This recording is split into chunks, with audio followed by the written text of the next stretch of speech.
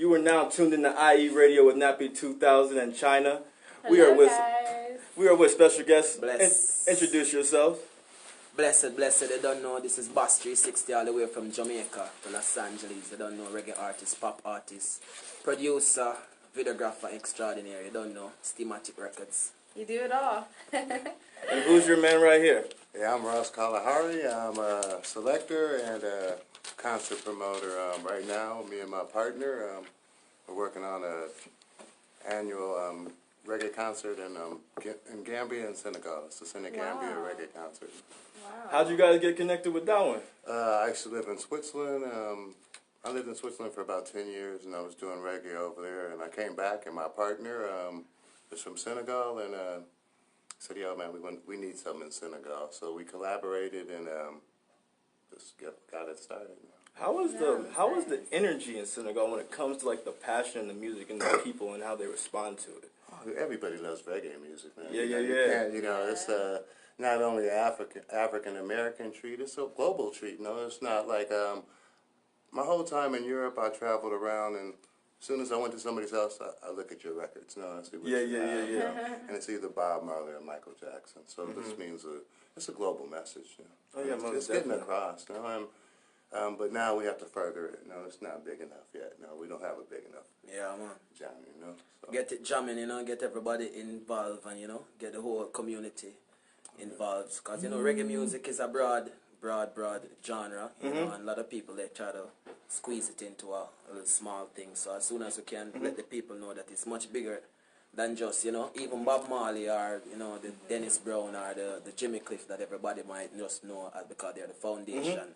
Right. But there's the likes of many of these nice upcoming modern artists as well, other artists from the 90s, the 2000s, same way. So it's getting there. Why do you think they bottle reggae music so tight in a bottle? Because when I talk about reggae music, like you said, people probably only bring up maybe Bob Marley and Peter Tosh if they know who he is. But why do you think it's so tight like that? No one really can grasp it like that. Well, you have to understand, reggae music wasn't brought to the forefront like hip-hop music was brought to the forefront, although it is where hip-hop music actually started. Most definitely. Yes, because that's where it started. So when reggae music started to grow, there was a lot of limitations because of black people doing reggae music and the world and black people and the whole European structure of how they love the music, but they don't want you to have governance of your own music.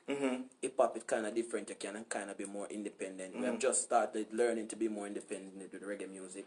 So, the artists then that break out big through VP Records or Island Records or Chris Blackwell or, Peter Tosh, that lineage, Bob Marley, the Wailers, all of them get more advanced advertisement, more marketing because that is what them use as the sound of reggae, you know what I'm saying? So if they don't know otherwise, you know what I'm saying, you're gonna stuck on thinking that is what reggae is and the songs surrounding that era. Which reggae is much bigger. Even the selectors in the dancehall here, they don't understand what's going on with the dancehall and the reggae because reggae music has grown. They're still in 2005, 2006 here in California. That's funny you said that because I was DJing and I was playing a reggae song and some dude was like, "Yo, man, why aren't you playing some 2018 reggae? Because there's some really good artists out right now." Exactly. And I can admit to it, I'm low-key kind of sleep to the reggae scene as of right now. But after hearing your music, I obviously see it's alive and well, and it's still flourishing heavy. Still fresh, and if you understand, everything is being revamped. Just like nothing is new underneath the sun. So, we're gonna revamp the music, bring back the fresh reggae root sound, and mix it and fuse it with the hip hop sound and the R&B sound, and get everybody trying to, get it as domestic as possible. Yeah, most definitely universal. Yeah, I'd like to share a story with you. When I was growing up, I'm a little older than him, so we won't say exactly how old. But, I remember I used to buy the Bob Marley records. Yeah, they had to be in a paper bag. You couldn't walk down the street with them. So the message, was the main thing to kind of stifle, because it's a gathering music. It's information. It's everything. It's uplifting. It's cultural. It's all these things. So to have this mainstream, it's not very good right now. I believe, myself, because when you talk about us as Africans knowing ourselves as royalty and who we are, our lineage, is really important. So and it's not, it's not taught in school, no. So reggae music, this is really important. Reggae music is a music where it's used to cut borders and to break reprogram down yourself. barriers and Yeah. and reggae music is a rebel music, and and they like to hear rebel things. We have to understand, just like people like to watch violent movies, them don't like violence per se. Exactly. You know what I mean? They're But just they like preaching to be about what they see. entertained. Exactly. Yeah. So reggae music is more entertaining to them than them actually trying to live the reggae life, or just them are gonna bring forth the reggae to the forefront. Because it is a lifestyle. Yeah. It is no more than just because, like I said, it's all these other things. It's, it can even be religion if you really, dwell into it. No? Yeah, people love black culture but don't want to be black. Yeah, Type. man. And the Yeah. music that teach the people. Yeah, because it opens your eyes. Like Nigerians say, once your eyes are open, then you know the world. No? So for me, at 14, this was a big part of my life. So a lot of things we're finding out now about our culture, I knew at 14. So. And I used to tell people, it's like, you're crazy, man. How could I'm like, yeah, you know about the Egyptians, and well, not even the Egyptians, Kemet, no? So I was in tune at 14, and they're like, Kemet, what's Kemet? So this is what I mean, So there is a message in there, so it's just really listening to it, and they're talking about us. Yeah. That's really important. So growing up in Jamaica, like you were saying, people's perception is different out here. But being in Jamaica, growing up in it, what was it like?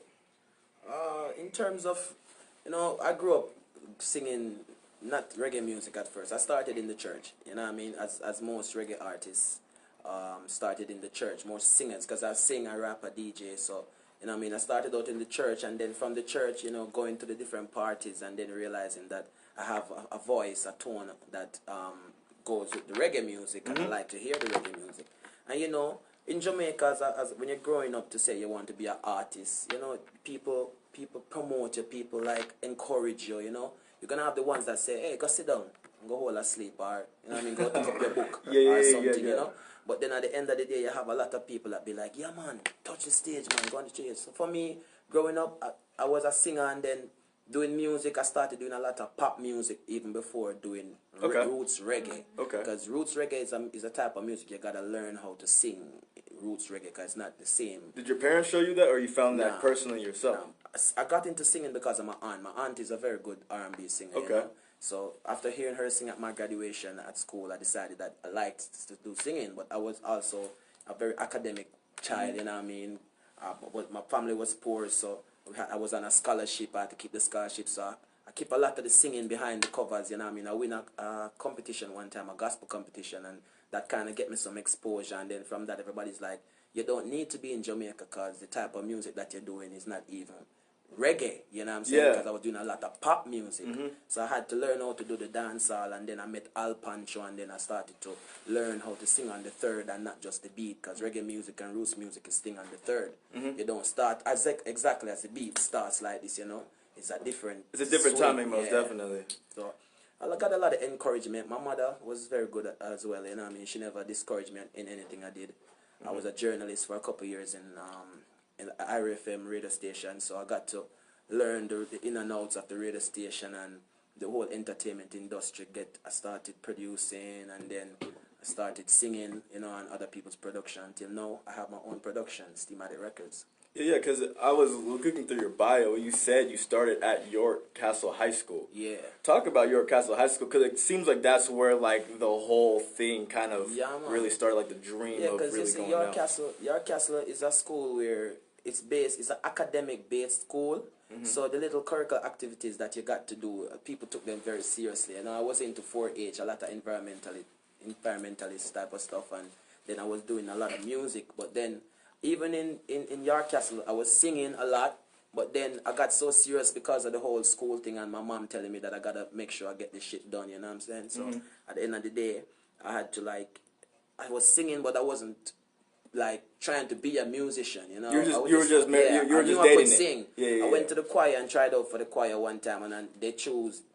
It went down to me and another guy he could sing as well, and we went up, and the school said me. But the teachers chose him, so I kind of shut down after that and be like, hell no, I ain't gonna sing for none of y'all, I'm away. So I left school. I remember I graduated, and I went, after graduation, I went to the store, got my ear pierced. Because that was like a thing, like as I'm done, I'm going to get my ear pierced and I'm going to start Like my the music. one ear pierce. Yeah. I get my one ear pierced and then I got the other one pierced after. So it was like, that was the starting step for me. All right, I'm going to go into the music. People started to realize that I was doing music. A lot of people were shocked because people think I was going to become this doctor or pilot. But then I was telling myself, man, music needs intelligent people as well. You know, you don't just want, you're just a musician because there's nothing else to do. No, you want to make sure that it's a life choice, and you know you have knowledge to teach, you have something to bring forward, and not just anything because you have nothing else to do and nothing else works for you. You know. Yeah, most definitely. Like what we were talking about earlier about the people who say they're artists but really aren't artists. You know what I mean? We make things acceptable that shouldn't be accepted. But you know, as we're going through this life, we just have to make sure that we keep true to the content that we put out. Yeah, man. You know, you have to true to it, man, because the content is everything. Because you know the children are the future, and it starts by you giving out the message in a wrong way, in a wrong medium, in the wrong content. You know, everybody's going to grasp the message and get it in the wrong way, because information can be double-sided. You know what I'm saying? So you have to be careful how you gather information and how you actually release information. Because the kids them watching, everybody's watching. You know, the internet is so. You know, the social media thing is popping right now. Everybody's trending right now. You say something, it gone. You know, everybody just gone with it. So you have to even be careful of rumors nowadays. It's not like before where you say something and I mean, next year you hear it in a different country. You say something now, next 5 minutes it's everywhere. You know what I'm saying? So, man, it's crazy, man. So you got to be careful as artists what you got to put out there. You know, you got to make sure you're teaching a message. Got to make sure you have something that is going to live on, and I try to do lifelong music and not just something we just quick and go, you know? You don't make microwave music, you know? That's right. I'm glad that you brought that up, because you have a song called Fatherless, and we were talking about how there's a lot of people, or a lot of male figures who are like underneath probably like 18 years old who don't have a father, you know what I mean? They're with mothers. Shouts out to the woman out there still hustling with their children, but it's so important to have that male voice in the family, you know? It's the glue, it's the person that can lead that man or that boy to greatness, you know what I mean? Yeah, man. And it's important that you make music like that so people can be like, yo, like, maybe I should take my kid to the park today. I need them to take the music seriously so that they can take them life seriously, because, you know, it's the message and the frequency. Sometimes people don't get the information. When you talk to them, it's like you talk too much. Them receive it better when you sing it to them or DJ it to them. In a frequency, it's all about frequency, you know. You put it in a different frequency, people understand it and grasp it more. So I'm trying to put the message into a frequency where the people will understand what I'm saying, you know what I mean? Too much fatherless people. Myself, my dad, I don't know where he is, you know what I mean? He's somewhere alive in the world, and give thanks for what him do, while him do what him do, you know what I mean? But at the end of the day, him leave while my mother was pregnant, and so much other fathers are deadbeat like this, where I have 2 daughters in Jamaica, and I have to hustle every day to make sure that they are okay, and I could never sleep knowing that they are not. So you know what I mean? When I hear about fatherless kids, it hurts in the heart, because I know exactly what it is, because I am a fatherless kid. And you know, I had a stepfather along the way, but you know, stepfather still cannot fill the gaps sometimes, because you see another child with his real dad, you wonder how it would be if you had your real dad, you know. So at the end of the day, I just give thanks for the fathering that I got. You know, although my father wasn't there, my actual father wasn't there, but I got fathering from many different people. And, you know, I'm just want to spread the message that even though you're fatherless, you know, you can still make it. I'm going to try beat the deadbeat daddies them in them head same way. You don't know, because we're not taking a talk. Most definitely. It takes a community to raise somebody, realistically. That's what's lost. Not many people, honestly, like, I don't even know many of my neighbors in my neighborhood nowadays, you know? Yeah, it's definitely different now. I mean, I was a product of many fathers, you know? Got many beatings by many people, too, you know? So, but, yeah, this is, this is a good thing about our culture as far as Rastafarians know. We know that the next youth are our responsibility, too, you know? So this is why we not only govern them, but teach them too, you know, the way, you know, and you open the door for somebody, you just can't open it. No, you got to at least give them some instructions too, how to follow, right? Yeah. So this is very important, and to pass this down our culture and everything, no, because this is the thing that can make you sad or not, you know, make you feel proud of yourself, not knowing who you are. Like Marcus Garvey said, a tree without roots. Yeah, you're It's lost. really important. You know what I mean? Yeah. So my equivalent to that, no, when I was in Switzerland, and I look back on America, I say it's a lot of lost Africans in America, though, which is true because the culture is very important, and this is the one thing that they're hiding from us. No, you can look at the simple thing, like look at a $2 bill. You know, one of the first black presidents is on the $2 bill, but it's not taught in school, right? Yep. What's his name again?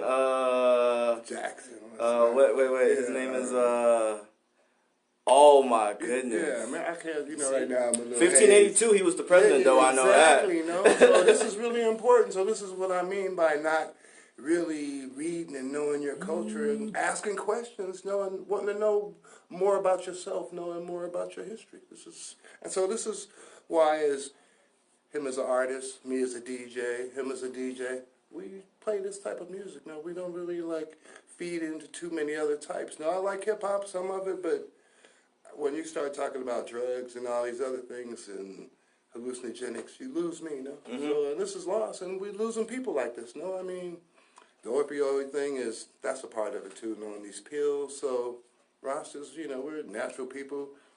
Herb is legal, so, I mean, this is my suggestion to you, and this is all about this too, clearing your mind and just, knowing that you're important, because we leave this for you.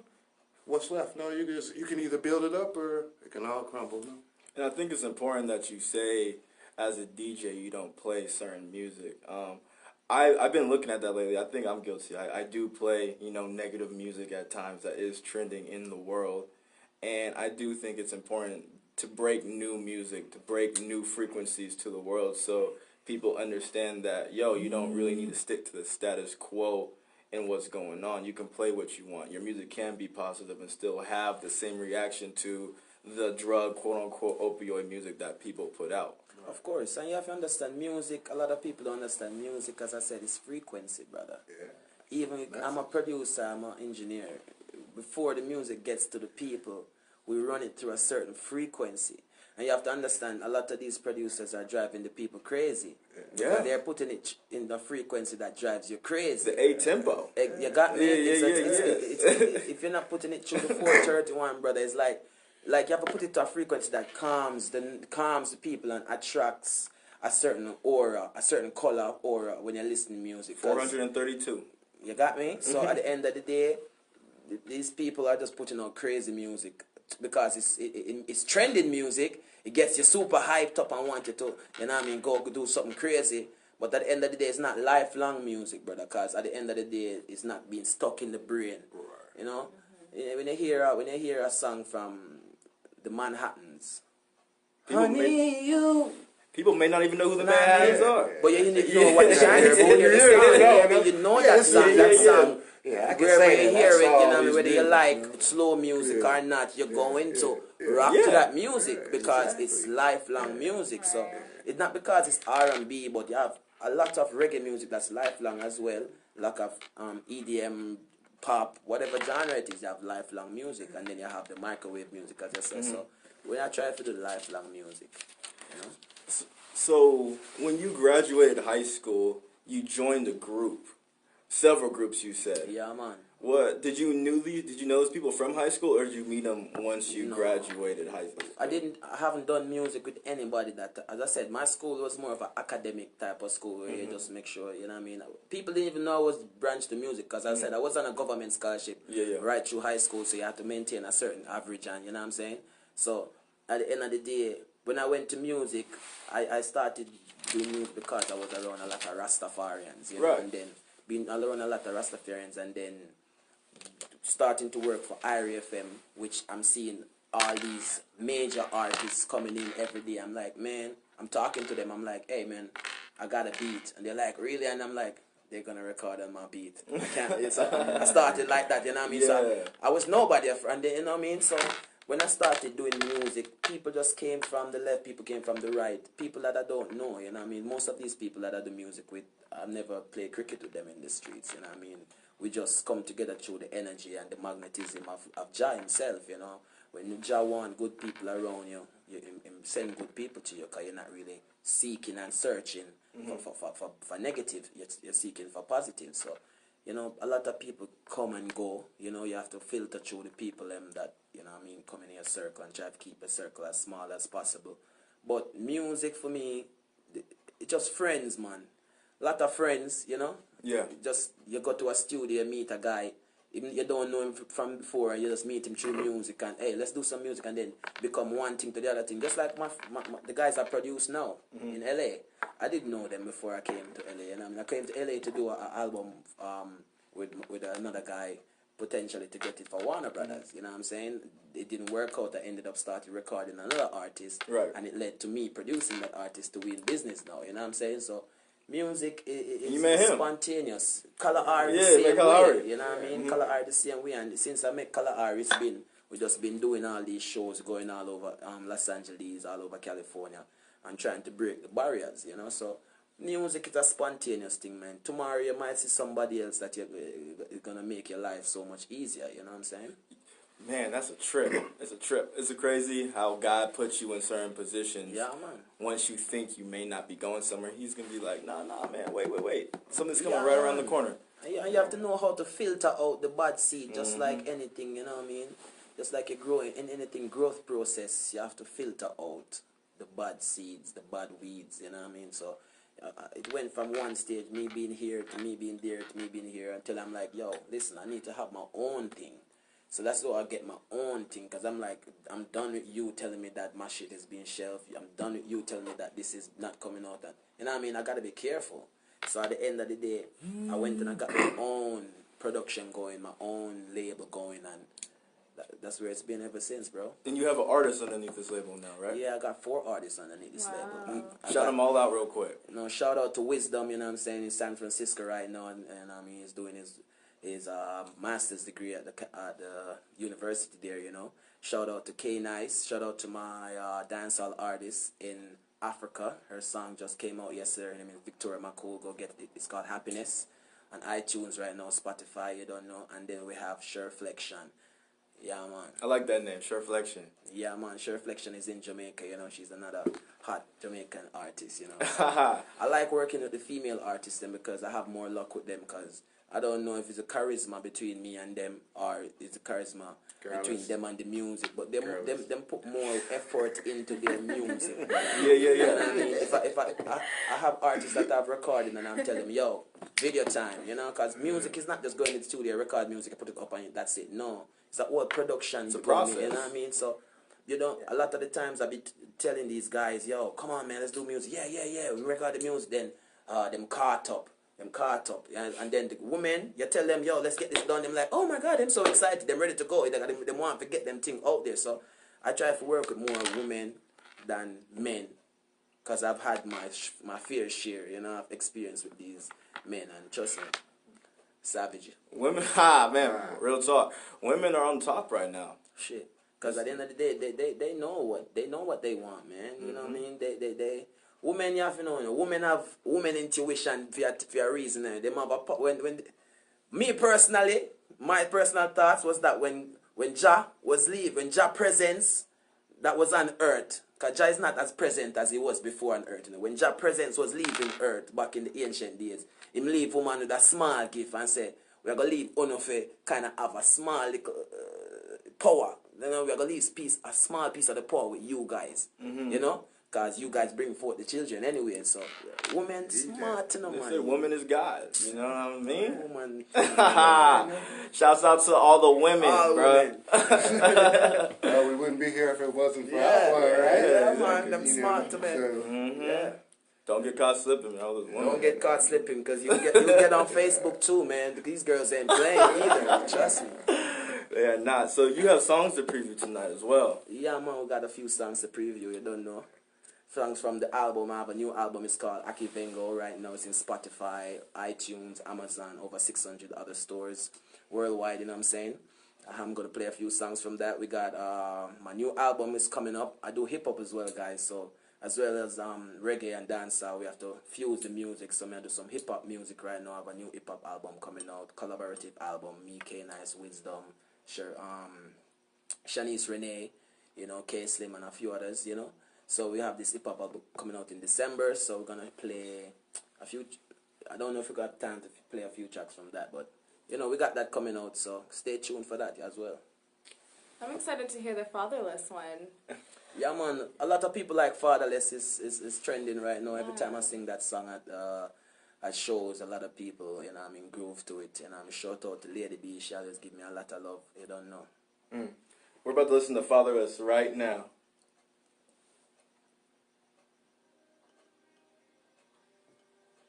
You are now tuned in to IE Radio with Nappy 2000 in China.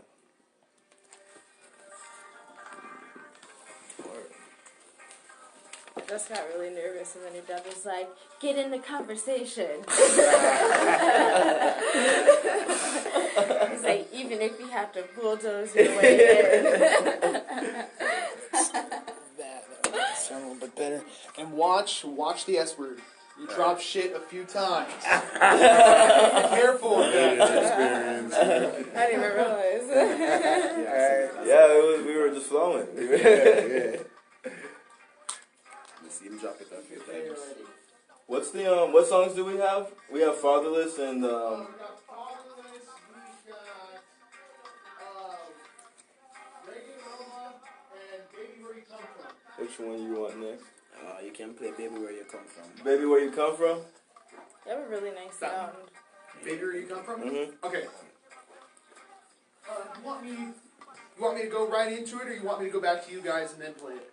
Well, want to tell him sorry about the video is about to come out. Yeah. So We'll come back so he can talk one more time, and then we'll close it out with his last two songs if we have the time. Okay. I'll play Baby Where You Come From for sure. Yeah. We have time. I'll play that. All right, for sure. Okay. Who's this guy you were talking about? Right here? Yeah. Oh, okay. He was trying to get his artist, too, to come down. Oh, yeah? Yeah, to the show. He just hit me up. He's bad. Really? I didn't know that. Crazy. Okay. I'll be reaching out. I was like looking at him, I'm like, I can't believe you made that beat, man. That beat is way bigger than you, bro. That's funny. Well, now she said there's a lot of music bigger than a lot of people. Yeah. Yeah. Of course. Like the other day I had Dirty Bird. Oh, Dirty Birdie? Dirty Bird that did the 50 Cent songs. Oh, okay, yeah, I know what you're talking about. You go in the loop right now, and I'm like, man, I can't believe that homie did that shit. You know? I mean, like, wow. Yeah, when I see some of the whole lot producers, it's crazy to see some of the people who made it. Yeah. I would never suspect. Like you think you have a bigger image of them, you know, and when you see them, you're like, oh, okay. 30 seconds. 30 seconds? It's that marketing thing, man. We were just talking about when your first, like the gospel thing, your first political thing, your politics dealing with music, the first Oh, Nick. as a youth, Continue the instrumentals once we go back on. Play the instrumental off the DJ program when we start.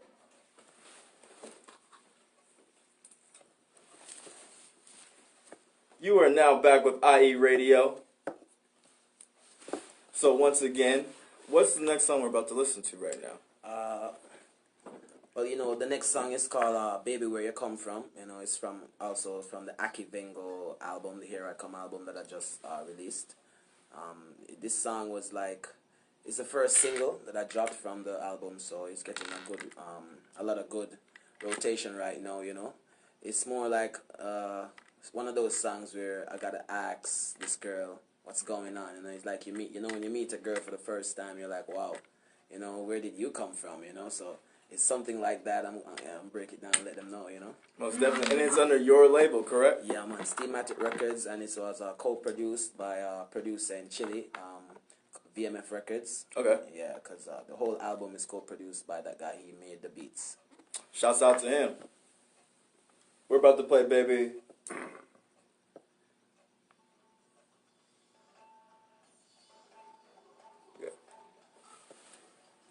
Can't really have headphones. I didn't really know if the song came on when I was talking or not. This one getting a lot of plays right now. I'll shout the sponsors out then. I think I've heard Fatherless before. Yeah. I think I've heard that song before. Unless you have like some more questions to ask afterwards, we might have time for the last one. If it's, let's see, it is. It's 10:50, 8:50. It's 8:50 right now. We need to be out at 59:50. 8:59:50. Yeah, we could talk real quick and then we'll just play the last song. Okay. What's the last song again? Reggae Aroma. Reggae Aroma. What are our sponsors? Fatherless Music Lounge and Puff Sauce, Music Lounge, Serious Cartoons. okay.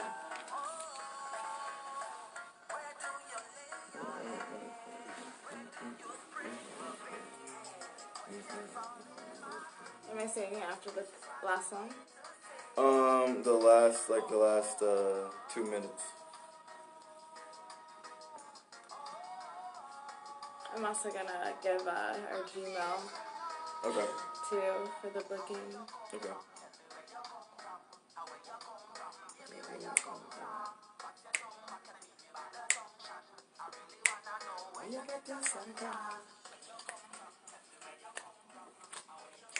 Baby, where you come from?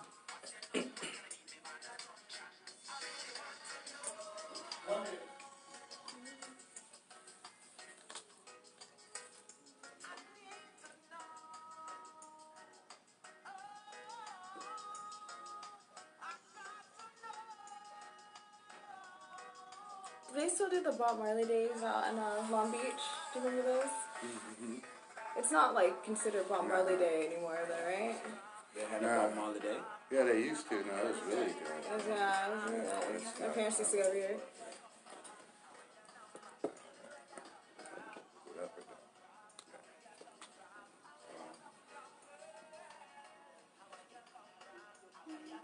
And now they think they do like a little, like Queen Mary, right? Do they do something like that?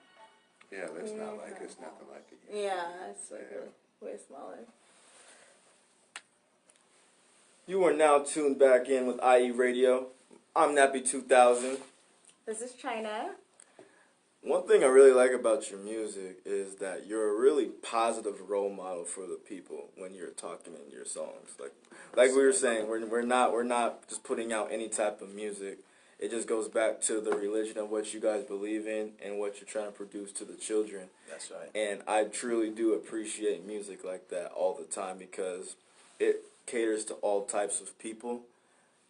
And I do appreciate that most definitely. So what's this next song that we're about to hear? Well, this one is called Reggae Aroma. You know, this one is more like an up-tempo carnival, festive type song, you know.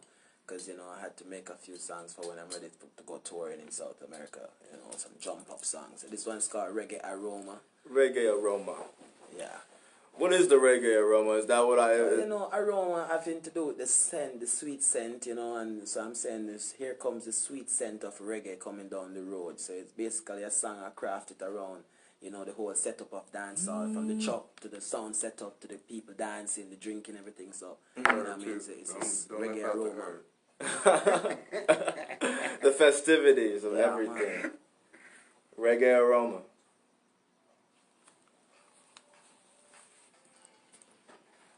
That threw me the fuck off. I was like, Tripping. what is that? Tripping me out, man. I know. I was like, What is Shrooms this? and that, man. I really tripping out. it's finally done for. I think so. It's never happened before. I apologize. No, you good. Reggae. Oh, this is at least the show's almost over again. Mm-hmm.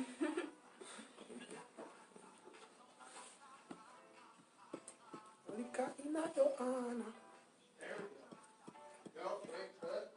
Yep.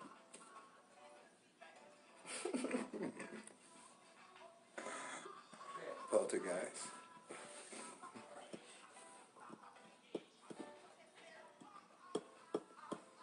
God, the reggae ya come, the reggae ya come, the reggae ya come, you smell the reggae aroma.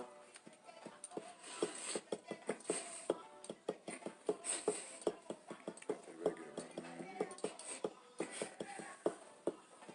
We have about 1 about 2.5 minutes left. Okay. In the song. Okay.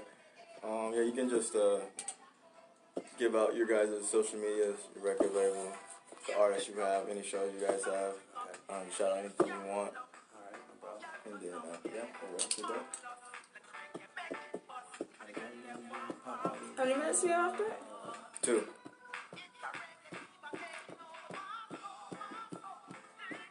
you guys want to go first, or you want me to go after? You can go first and then we do the shout-outs.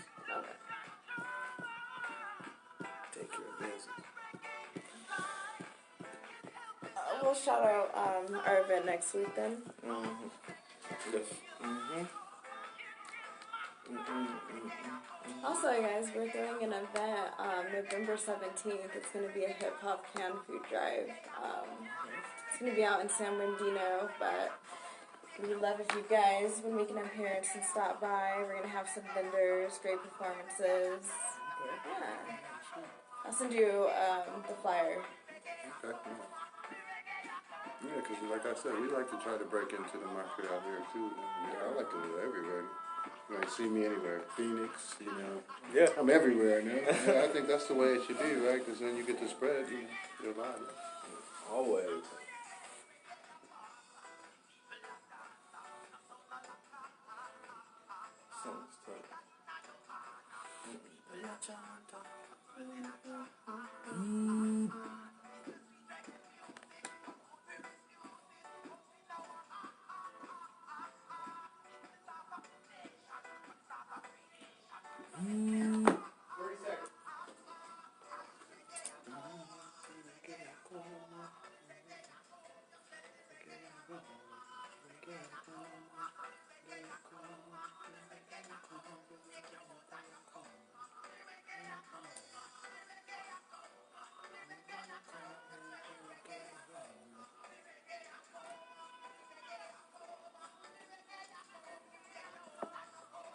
That one your name flick. Once again, that was the Reggae Aroma by Bas360. You are now tuning to IE Radio. Thank you for tuning in every Tuesday from 8 to 9 p.m.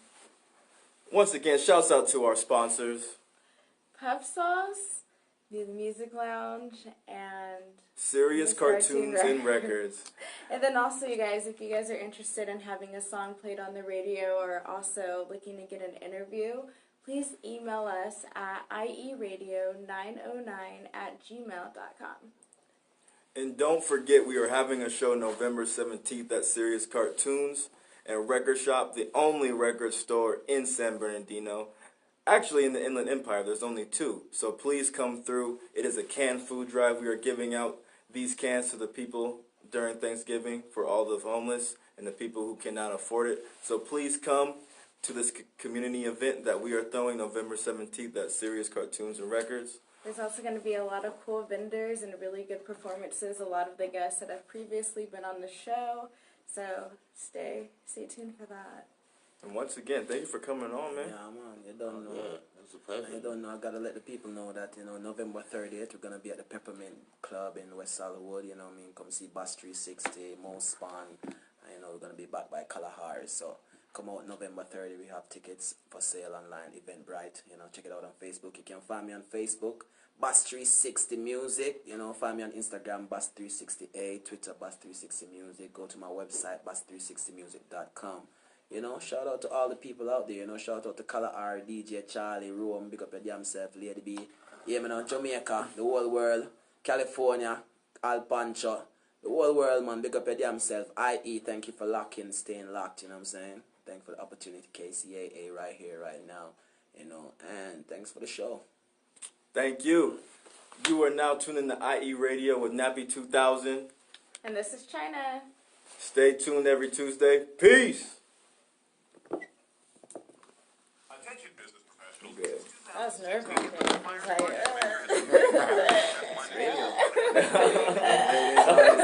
It's the last 5 minutes. And too fast. Largest mix on Tuesday, November 13th. That was From 4 good. to 8 p.m. at the Riverside Convention Thank you Center. guys for locking and stocking, you don't know. For more information, visit We're there. iemixer.com. Bas360. Go and follow me on Facebook, guys. Get the new album. It's called Akivengo right now. You know what I mean? This is Rascal Ari. This is your boy Nappy. What's good? What's good? What's good? And your lady of the night. See you soon.